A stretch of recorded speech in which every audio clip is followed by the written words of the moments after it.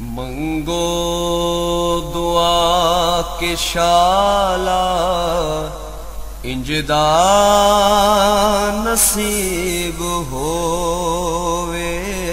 मंगो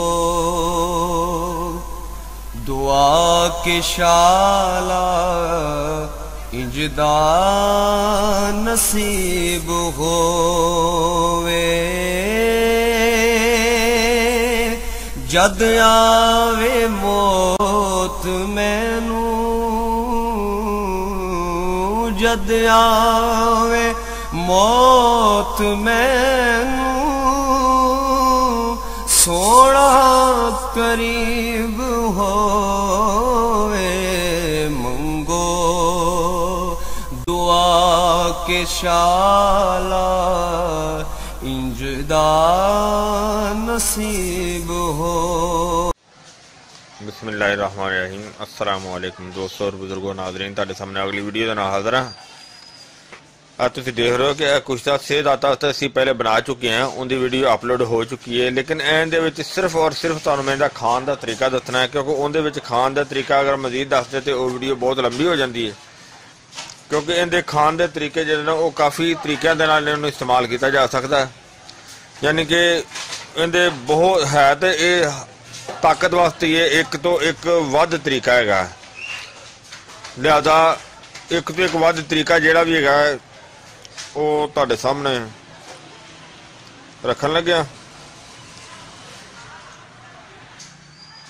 ओ जनाब, सब तो पहला तरीका यह वे कि एक गिलास गर्म दुध लेना है, उहदे एक चम्मच देसी घी का पाना है और एक देसी अंडे की जर्दी, एक देसी अंडे की जर्दी और एक चम्मच लेना है साल मिश्री का पाउडर।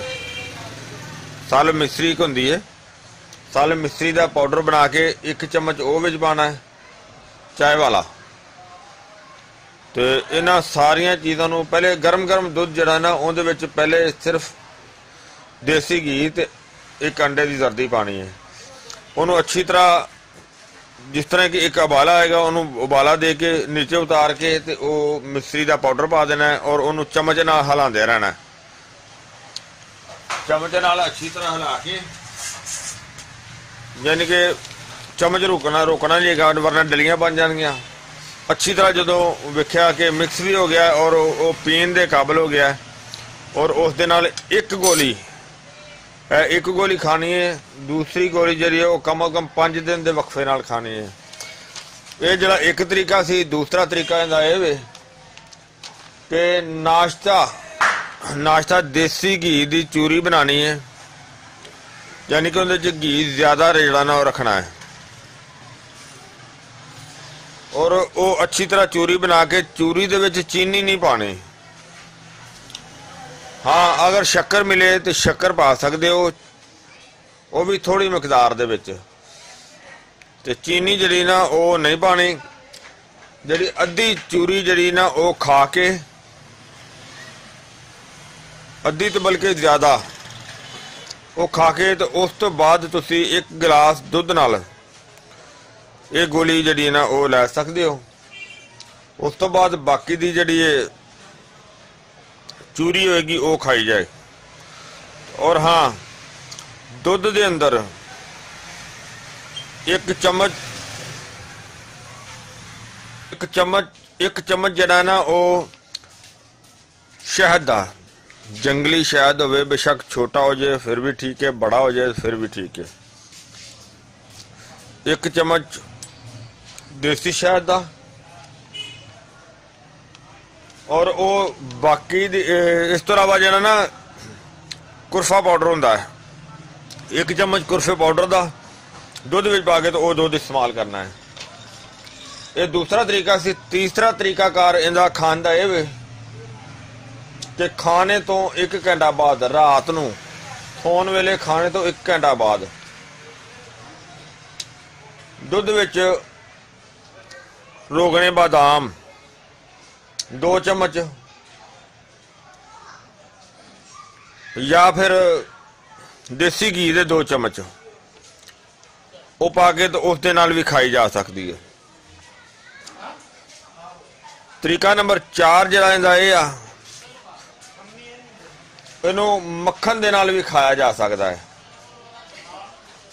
लेकिन मक्खन कम अज कम जिहड़ा ना अध पा 100 ग्राम मक्खन होना चाहिए। मक्खन दे नाल खा के उस तो बाद 1 गिलास गाय का दुध और गाय के दुध दे विच 1 चम्मच देसी शहद, जंगली छोटा होवे या बड़ा होवे, जंगली शहद उसका वो इस्तेमाल करना है। तरीका नंबर 5, एक हलवा बनाना है अंडे का, यानी कि देसी अंडे की जर्दी 2 अदद ते मगज बादाम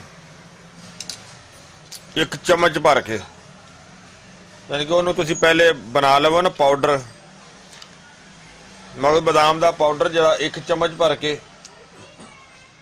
ते छिलका इसबगोल 1 चम्मच। इस तो अलावा पीले चने लेने ने जिन्हों के छिलके उतरे हुए होंगे ने, पीले चने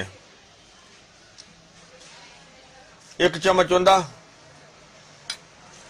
और इन्होंने सारे का अच्छी तरह ना वो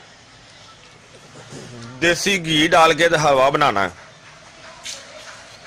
वो हलवा बना के रात के खाने तो कम अज कम घंटा 2 घंटे बाद तो सौन तो घंटा पहले, और ये देसी घी का जरा चीज़ों का हलवा बनाना है।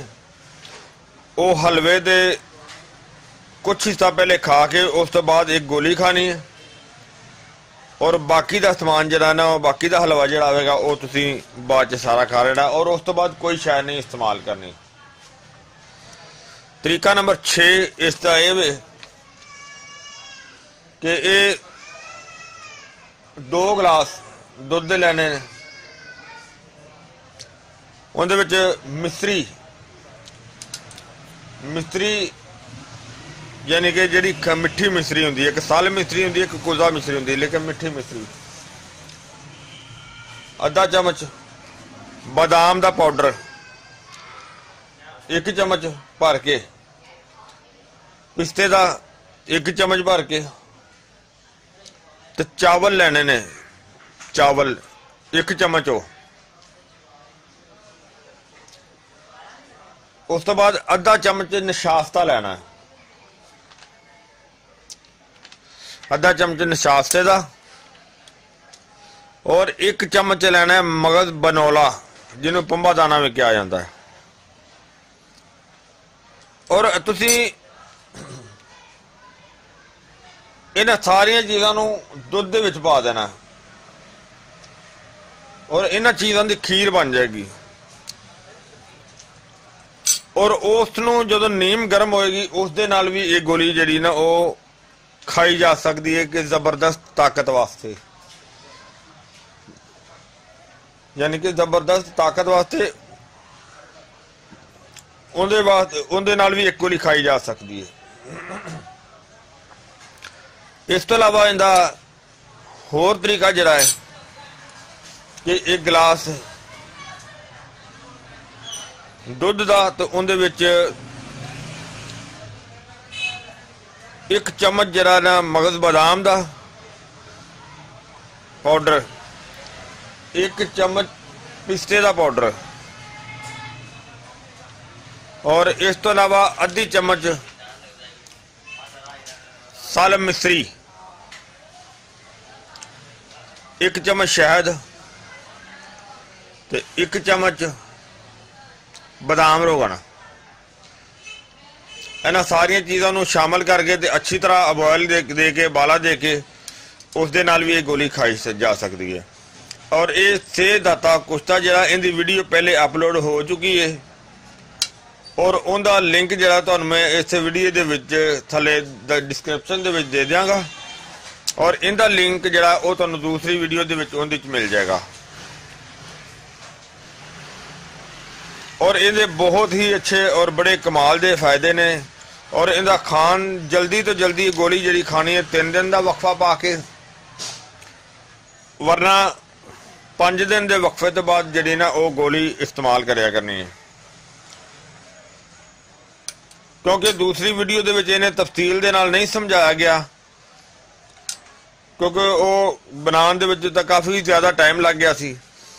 इस वजह तो जिहड़ा ना फिर इहदा समझाने का तरीका, जिहड़ा खाण का तरीका तुहानूं अलहदा जिहड़ा ना वो इस वीडियो दे विच दस दिता गया है।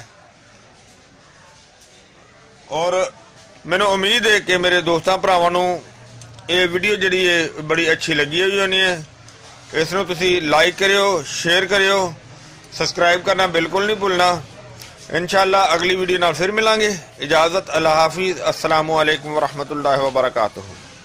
गए बतेरे सरकार नो कमांगे,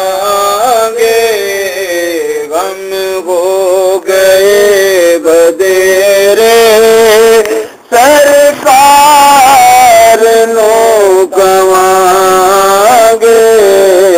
दरदा दरदा दरदा ने पा